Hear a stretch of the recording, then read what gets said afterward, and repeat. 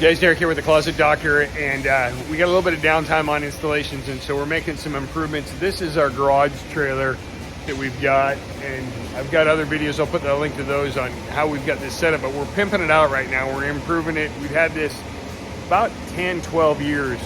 Let me show you what we're doing. So the floor had gotten pretty worn out. We're sliding cabinets in and out all the time, and we had some deep channels in it, and at the seams it was sticking up.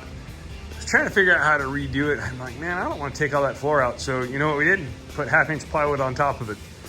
We changed the orientation. Here's the improvement that we made. We changed the orientation. Previously it was going 8 feet across, and so we had a seam every 4 feet, and so we'd slide it, had a spot for it to catch. So what we did is we turned it and we went long ways. So we only have 1-2 seams when we're sliding in and out that it'll catch on, and we're going to smooth those all out. We're going to come back and epoxy this. We'll show you when we're all done. The other improvement that we're making, it came with lights on the side here. Those have all been smashed and broken off, and we said, you know, we'd like to have lights in here, but I'm not going to fix those, and those only work when the truck's on and the lights are on. So when you're sitting still, sometimes it's dark in here, you want to get stuff out. So is what we're going to do is we're going to put some LED lighting in here. I'll show you what we're doing with that. And we're using up some of our excess inventory that we had on that. We're gonna throw it in here and make it really nice. We are all done pimping out our garage installation trailer. So the first thing we did is we said, hey, we need some lights in here.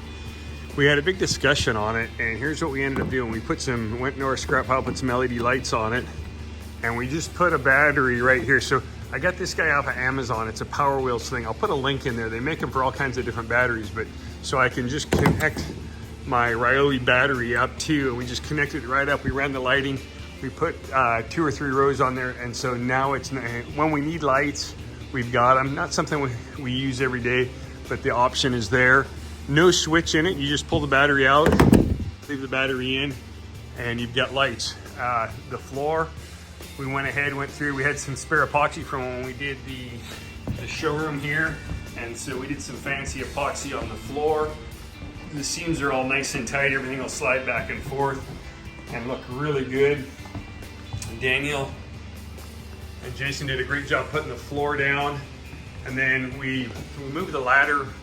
It's the 3rd or 4th place it's been. You can see our LED lights up there now.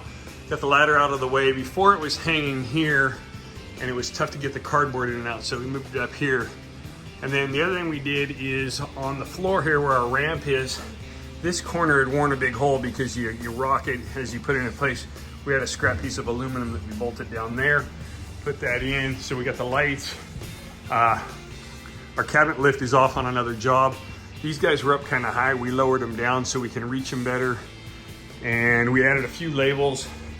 We like to every 3 cabinets, we like to strap them down, and that gets forgotten every time. So right here where you're gonna put a strap, we've got a note there that, hey, don't do more than 3.